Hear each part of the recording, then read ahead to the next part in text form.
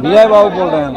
सुनिए, अच्छा, माननीय देखिए, पिछले दिन हम लोगों ने विधानसभा में जो माननीय मुख्यमंत्री जी ने तपाक में आकर के हमारे ऐसा जो 80 वर्ष का प्रतिनिधि है और वो 74 वर्ष के हैं, तुम ताम की बात की। वो 67-68 में किसी तरह डिग्री प्राप्त किया है। जीतन मांझी 66 में डिग्री प्राप्त किया है। वो 74 वर्ष के हैं, हम 80 वर्ष के हैं। 1980 में हम विधायक रहे और वो 1985 में आए। उनको तुम ताम करना नहीं चाहिए था, इस बात की चर्चा किया। आज विशेष चर्चा ये करना चाहते हैं कि माननीय मुख्यमंत्री जी को तो हम लोग कह ही चुके हैं कि उनके भोजन में पिछले कई एक दिनों से विषैला पदार्थ मिला करके साजिशतन जल्दी किसी को चीफ मिनिस्टर का गद्दी मिले, इसके लिए एक साजिश के तहत उनको विषैला पदार्थ खिलाया जा रहा है, जिसका नतीजा है कि महावीर चौधरी के पोर्ट्रेट पर उन्होंने माल्यार्पण नहीं किया, अशोक चौधरी के माथे पर दे दिया जो जीवित हैं। उसी प्रकार से महिलाओं के बारे में क्या क्या न कहा, आज हिंदुस्तान नहीं संसार वाकिफ हो चुका है। और फिर कल जो हमारे साथ तुम ताम की बात की, भाषा की, हम कहा था कि संस्कार उनका लगता है कि गिर गया है जो ऐसा बोलते हैं। आज एक नई बात कहना चाहते हैं आपसे। आज आपसे बात करना चाहते हैं कि विधानसभा का कस्टोडियन माननीय अध्यक्ष हुआ करते हैं। माननीय अध्यक्ष ने नियमन दिया था कि जिसको हम पुकारें वही बोलेगा। और उसके बाद जब आरक्षण की बात ख़त्म हो गई थी, दूसरा बिल आया नामांकन का, तो नामांकन में हमको उन्होंने पुकारा, हम उठ करके अपनी बात कहना शुरू किया। इसी समय नीतीश कुमार आगे आ गए, टपक गए। माननीय अध्यक्ष जी को चाहिए था नीतीश कुमार जी को रोकना। नीतीश कुमार मुख्यमंत्री के साथ साथ सदन के नेता हैं। जब नियमन जो अध्यक्ष का होता है वो नहीं पालन करेंगे तो अन्य सदस्यों से क्या अपेक्षा वो रखते हैं।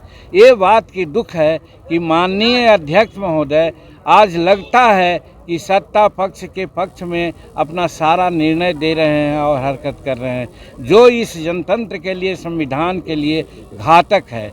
और इसीलिए आज विशेष मैं कहना चाहता हूं कि मुख्यमंत्री तो दोषी है ही हैं, मुख्यमंत्री से कम दोषी हमारे अध्यक्ष महोदय नहीं हैं, जो शेड्यूल कास्ट की बात को सुनना नहीं चाहे, सुनाना नहीं चाहे। हम क्या कह रहे थे, वो लोग कहना चाहते हैं कि आरक्षण का बिल का हम लोग विरोध करते हैं। कतई नहीं, हमारे एनडीए के साथी लोग बढ़ चढ़ करके ये कहा कि हम समर्थन नहीं बल्कि सर्वसम्मति से इसको पारित किया जाए, और बाद में उन्होंने घोषणा की। तो जहाँ तक आरक्षण का सवाल था उस पर कोई टीका टिप्पणी नहीं थी। हम सिर्फ यही कह रहे थे आरक्षण का क्वांटम आप बढ़ा दीजिए। लेकिन डॉक्टर अंबेडकर साहब ने कहा था जब संविधान में आरक्षण की बात आई थी तो कि 10 वर्षों के बाद उसकी समीक्षा हो।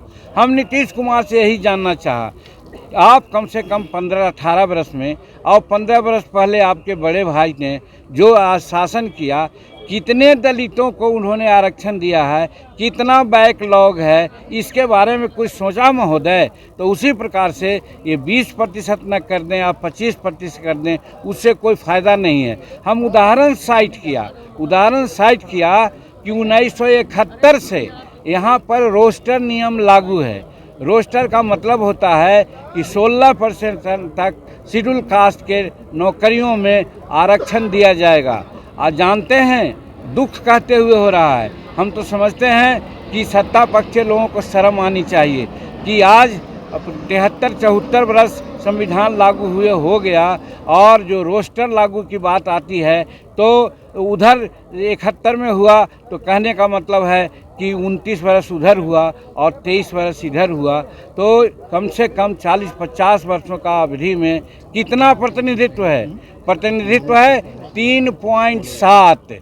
आप जोड़िए 16% प्रतिनिधित्व देने में कितना साल लगेगा? यही हम उनको कहना चाह रहे थे कि माननीय मुख्यमंत्री जी आप इसकी समीक्षा कीजिए।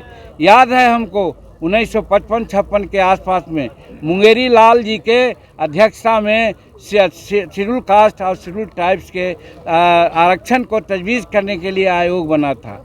उस समय कहा गया था कि 7% आरक्षण मात्र मिला है और बाकी बैकलॉग है। आज मैं समझता हूं कि 7% से भी कम है हमारा प्रतिनिधित्व शेड्यूल कास्ट का।